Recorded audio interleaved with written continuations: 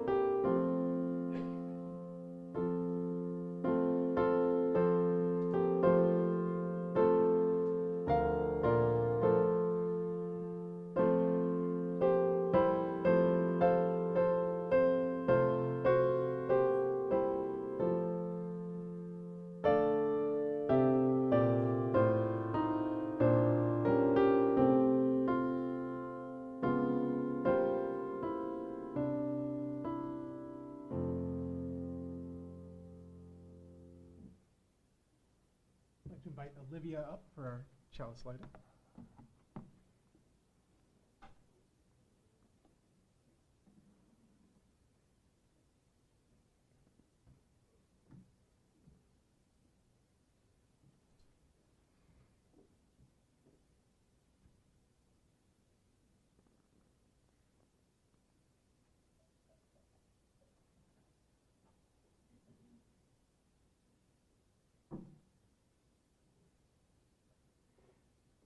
We gather this morning in a sacred space, kindling a fire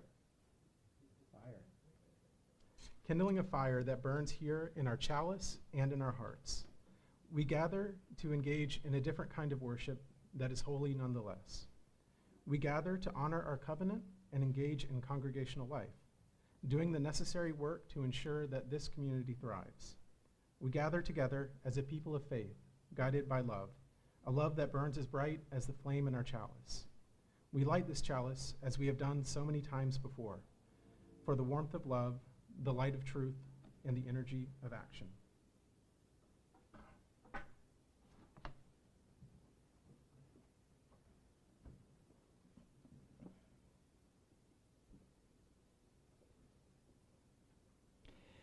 The opening words are by poet Wendell Berry. When despair for the world grows in me, and I lie awake at night in fear of what my life and my children's lives may yet become, I go and lie down where the wood drake rests in his beauty on the water and the great heron feeds. I come into the peace of wild things that do not tax their lives with forethought of grief. I come into the presence of still waters, and I feel above me the day-blind stars waiting with their light. For a time, I rest in the grace of the world and am free. Our first hymn, it's in the gray hymnal or the words overhead. Rank by rank, again we stand. Please rise in body or spirit as we sing. Thank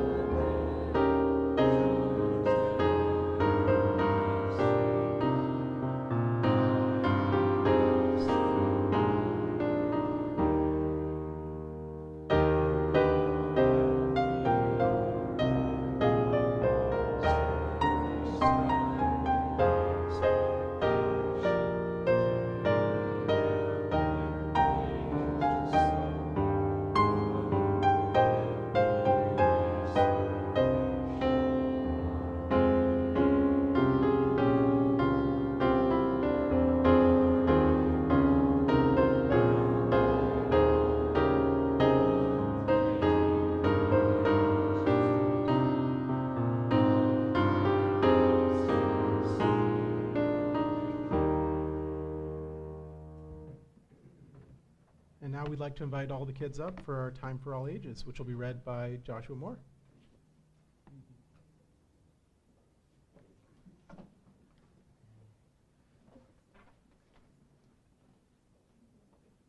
Check. Thank you. Howdy, y'all. And all of y'all out there, too.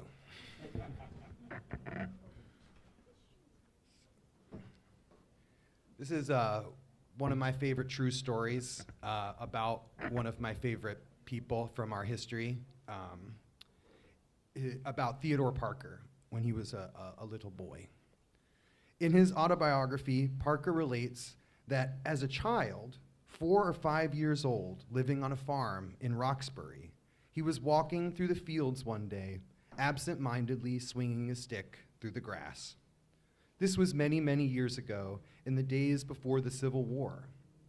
It was summertime. He stopped to watch the water bubble along the creek, and he noticed a turtle sunning itself on a rock.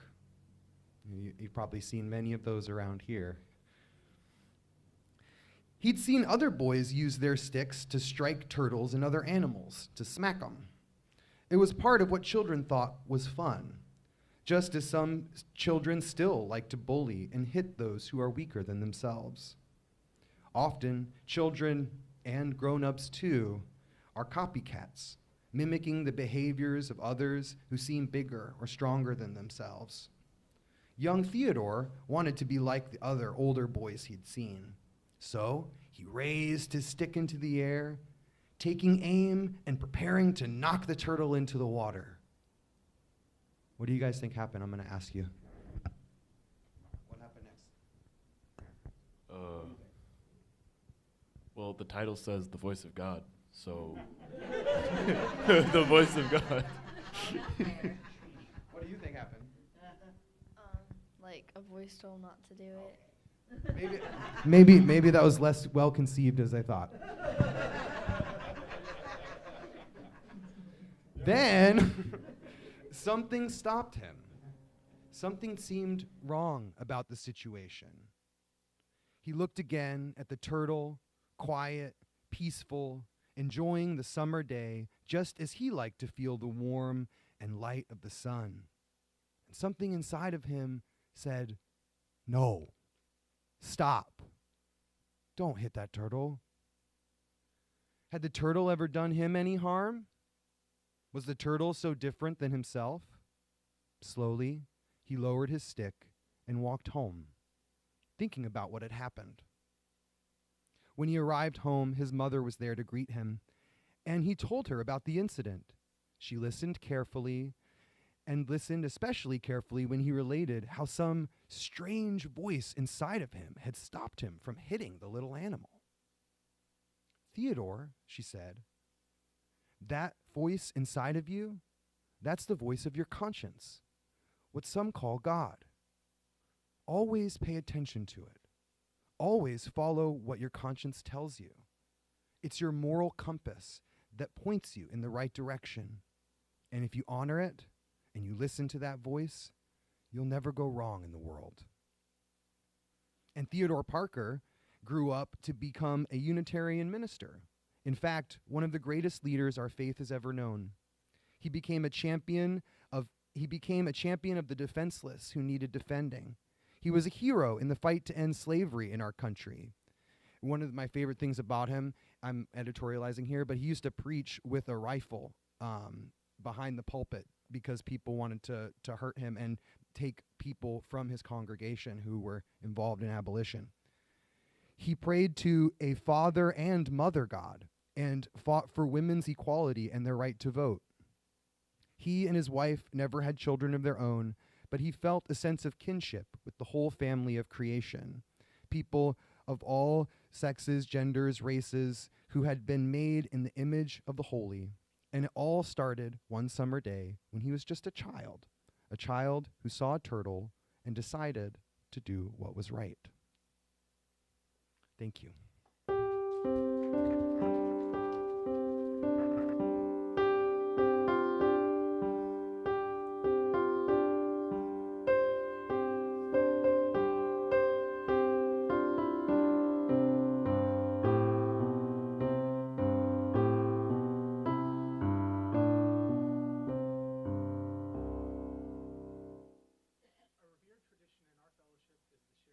personal joys, milestones, and concerns during our worship service. This is a sacred time for us. It's for individuals experiencing significant events in their personal lives. We invite those individuals to come forward and place a pebble in the bowl and share a few words or silently, as is your preference. Through this brief ritual, we deepen our connection to one another.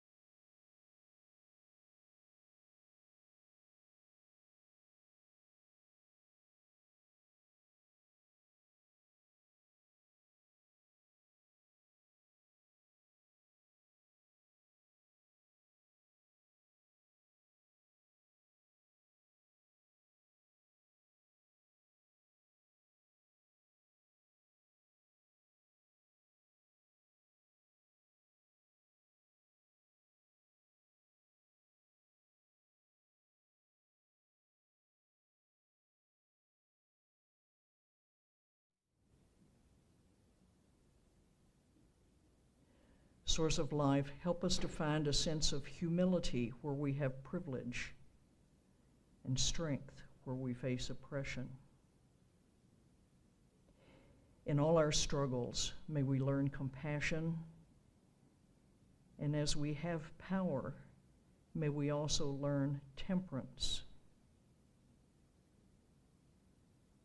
May this community of faith be a safe harbor in a world that is often harsh towards difference. Challenge us to use our presence as a healing force for justice, knowing that the work of building the beloved community must go on. May it be so. Amen.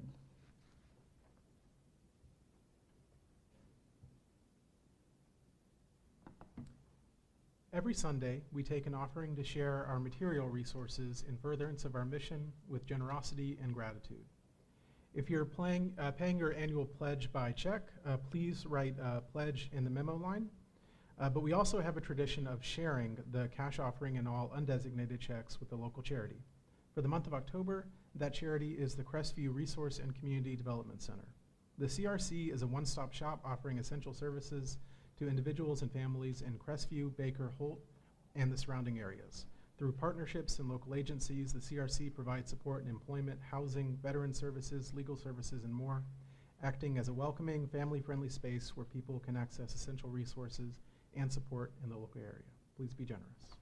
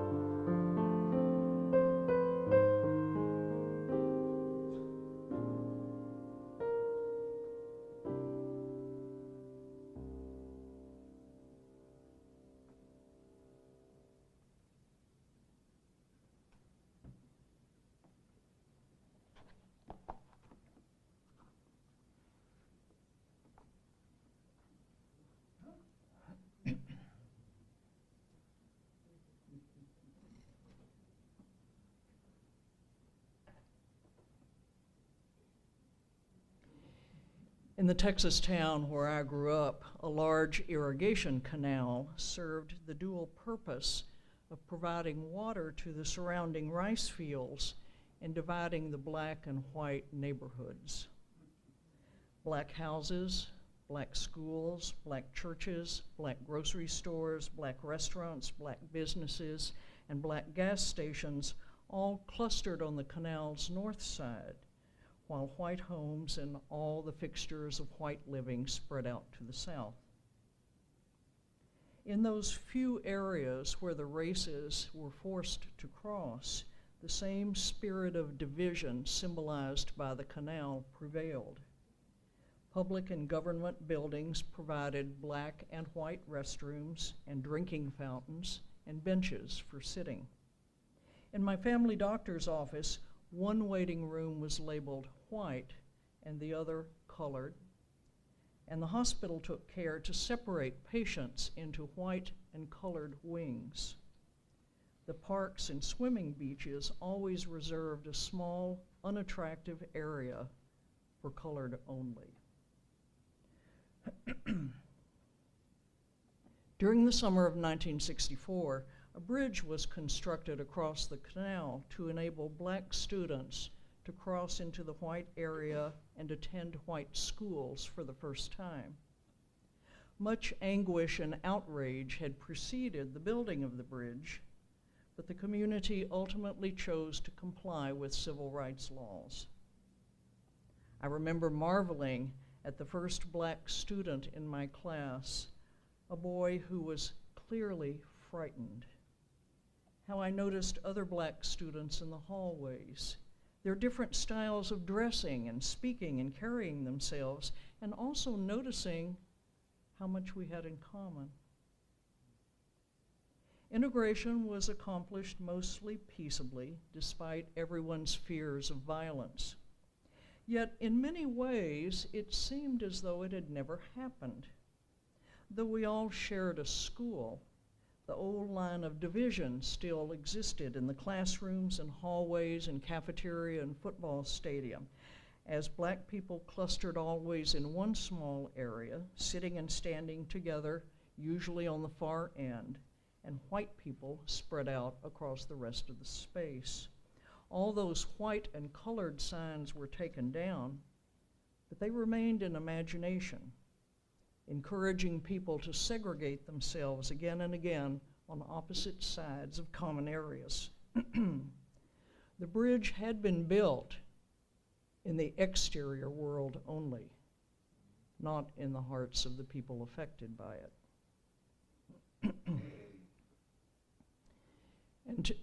And to this day, the same bitter reality that I saw in my hometown continues in communities everywhere, demonstrating that the letter of the law and the spirit of the law are two very different matters. And that difference now makes it easy, week by week, as we see advances being undone. People may comply with decrees, people may do all the prescribed things, but no legislation can instill them with feelings of generosity or fair-mindedness or the desire to be rid of oppression. Behavior and attitudes do not always coincide, which is a truth that churches of all kinds have known for a long time. Perhaps some of the challenge of motivating people to do good, a challenge that seems to have frequently failed in many religious traditions, is in part the result of never quite figuring out the best tactics for shaping good behavior. Commanding us to love, as some traditions try to do, is simply not going to work, for who among us loves on command? Devising comprehensive codes of conduct, another tactic used when trying to align behavior and attitudes, is also largely a failed effort because no code can cover every circumstance, and we humans are quite skilled at wiggling out of the expectations that a code of conduct tries to impose. Perhaps seeking a more subtle way to encourage ethical behavior when sermons and commandments achieved only a modest degree of success, at some point in the past, church leaders came up with the image of sheep to describe what a mature, appropriate spiritual life might look like.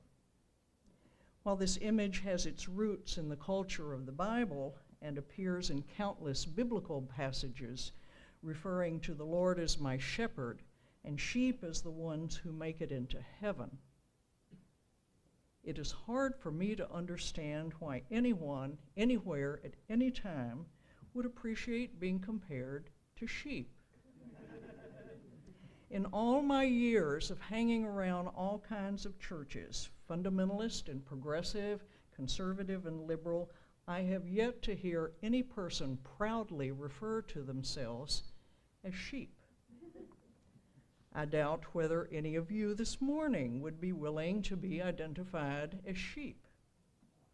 We all know that sheep are not particularly bright animals. They mill around and need some external authority to direct them. They tend to go with the herd instead of striking out independently. By contrast, the sorts of people who find their ways to Unitarian Universalist congregations, the sorts we here today might be, typically do not require an external authority to direct us, and we would defy them if they tried to do so. We do prefer to strike out independently.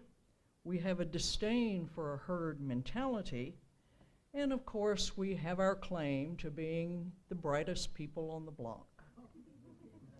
So sheep imagery would never work in this fellowship. It's never likely to inspire you to do anything other than perhaps run for the exits.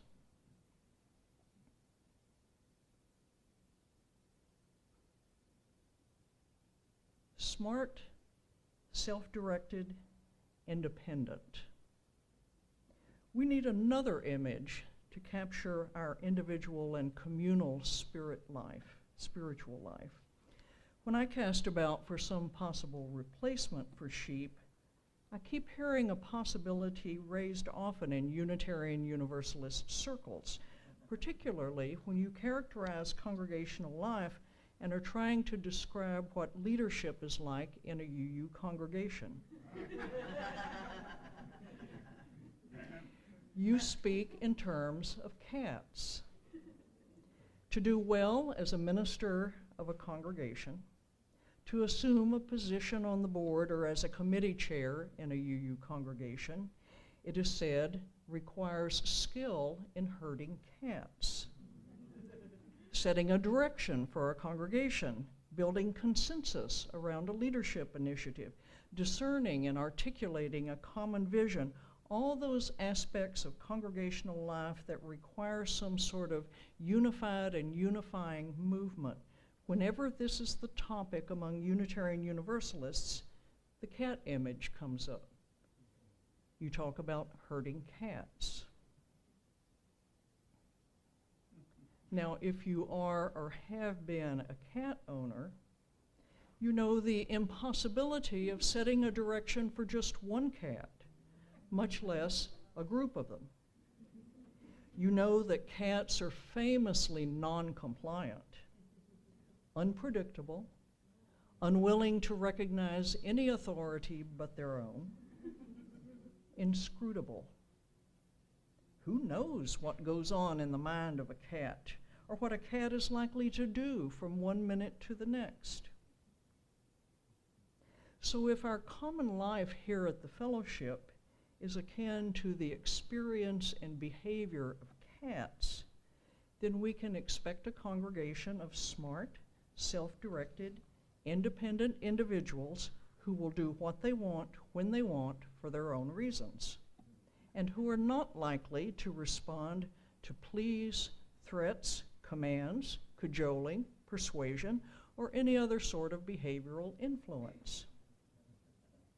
Cats like to reflect, settle into a comfortable place and stay there, and occasionally pounce on some unsuspecting creature.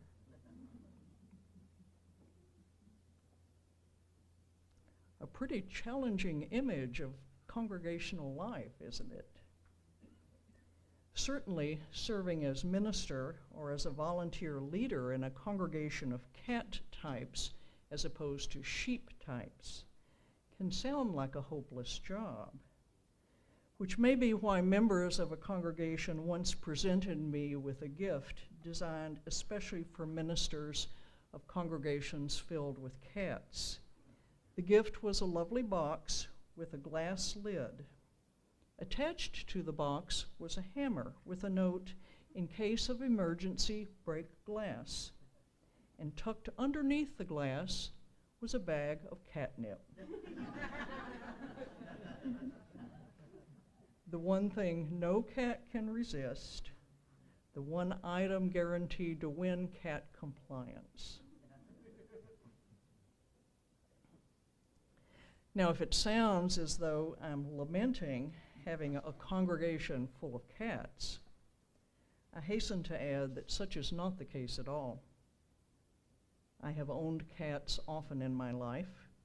Whenever someone asks whether I consider myself a dog person or a cat person, I reply that though I've owned dogs as well as cats, I'm probably more suited to be a cat person.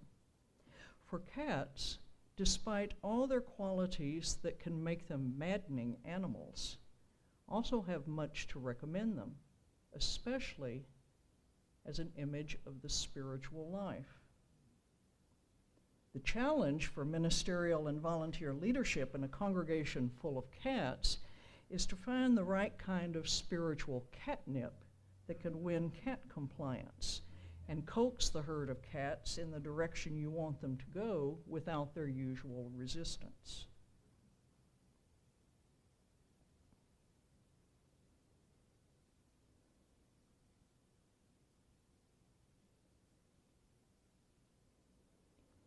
In the course of working with individuals who seek help for life problems, psychotherapists have observed that humans by and large tend to resist making changes, especially if the changes appear to be in their best interests.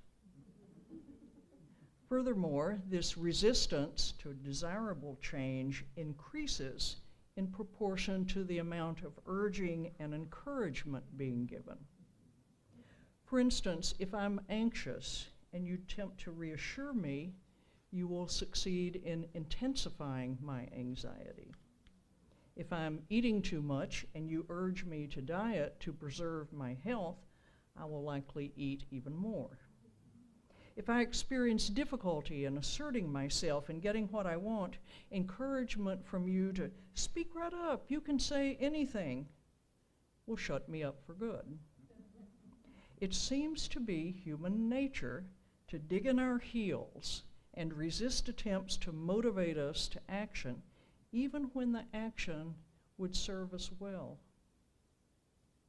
So therapists who seek to help their clients make changes have to first concentrate on neutralizing or overcoming that resistance, or better yet, make use of it as part of a process of change. What happens in this approach to resistance at first looks peculiar, but it achieves the desired results. The anxious individual may be told, "You should be anxious." The overeaters are instructed to increase their consumption of food. The passive person might be ordered to keep your mouth shut, for who cares what you have to say. Now, this backward approach has a kind of judo effect because it paralyzes a client's habitual resistance to getting better. The only response possible becomes the desired one of improvement. Encouraged to stay anxious, to keep overeating, to stay withdrawn, the client still resists, but now their resistance takes the form of change.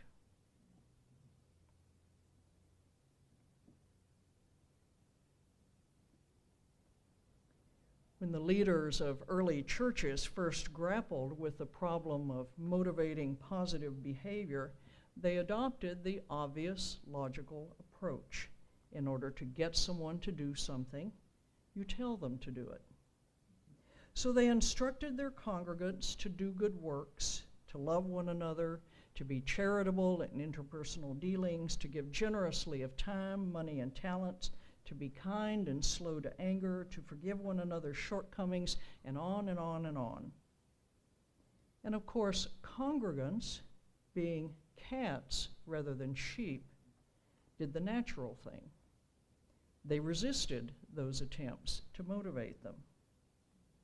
Met by this resistance, some church leaders cried, "You're sinning," and bore down harder, and the people responded with greater resistance. And so arose the ethical bind experienced by many churches to this day. The more you urge people to love and do good, the more they don't.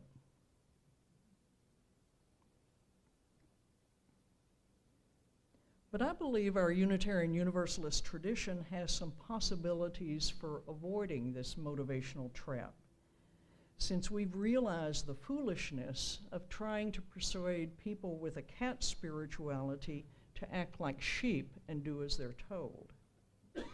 Again and again, we hear from preachers and leaders throughout our history that all of us are inherently good and inclined to seek goodness. No need to prove ourselves. Cats never worry about seeking approval anyway. No need to save our souls, to show ourselves worthy, to score points with God. Our place in any sort of heaven is already assured because all of us are already saved. Relieved of the need to resist by being bad, Unitarians and Universalists have responded with good works again and again, creating a tradition of service in the world that is amazing. Is it really possible to motivate cats? Will we do good if no one is around to tell us to do good? Repeatedly throughout our history, the answer has been an affirmative one.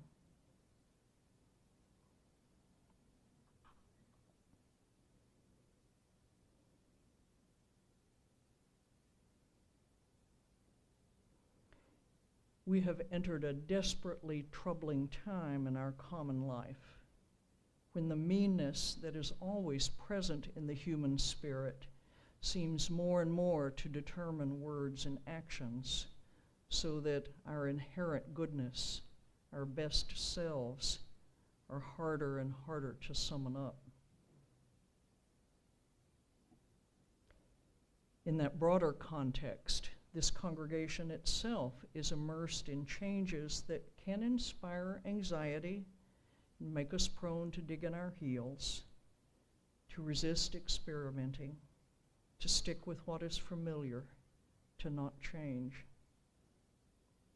In those situations, around us and within our walls, it is always tempting to try harder to exert control, to bear down and grab those cats who just keep twisting away, wishing they would just act a bit more like sheep. I find myself wanting to resort to the words ministers always haul out at these times. Love your neighbors, volunteer your time, give your money, engage your representatives, take public stands, show the world what spiritually progressive people are like. But maybe those are not the best words to speak to a congregation full of cats. Maybe I do better to open up a bag of catnip and to remind you, as our UU tradition has always said, that you are all already accepted, children of the universe, unique, precious, powerful, capable of so much good in our time here on earth. May it be so. Amen.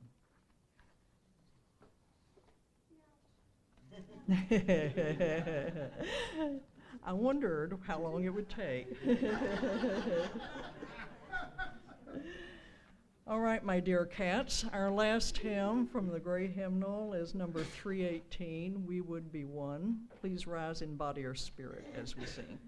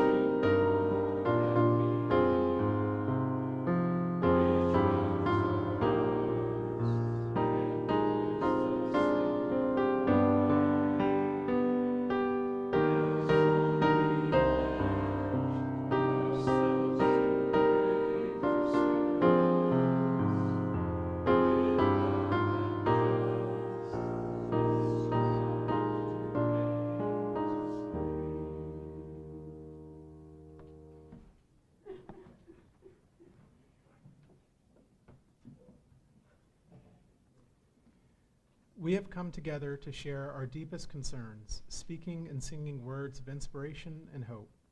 We have committed ourselves to do what we can to ease the burdens of those who suffer, to stand for decency and compassion. We have pledged to work for a more wholesome environment for us and all the generations that will follow.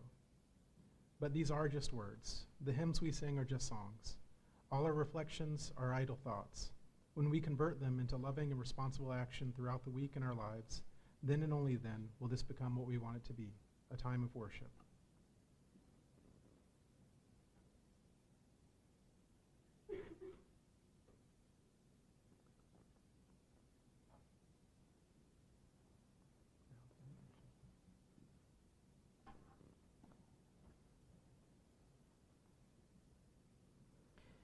Just a reminder that we'll begin our congregational meeting right after the service, but knowing your cats, we're going to aim for 5 minutes after the service is done and see if that'll work. The closing words are a traditional Celtic blessing. Deep peace of the running wave be yours. Deep peace of the flowing air be yours. Deep peace of the quiet earth be yours. Deep peace of the shining stars be yours. Deep peace, infinite peace be yours. May it be so. Amen. Please remain seated for the postlude.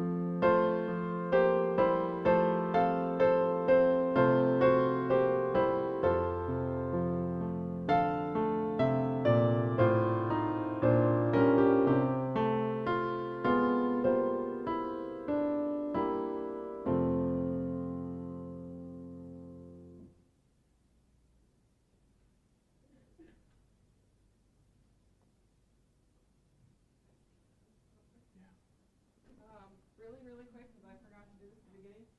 Next week, the altar is going to be transformed into an ancestor altar, so please bring, if you have a photo or memorabilia of anyone that you would like to remember next week, please do that. I'm sorry, I forgot to make a verbal announcement earlier. And now I cede the floor to Deborah for the annual meeting.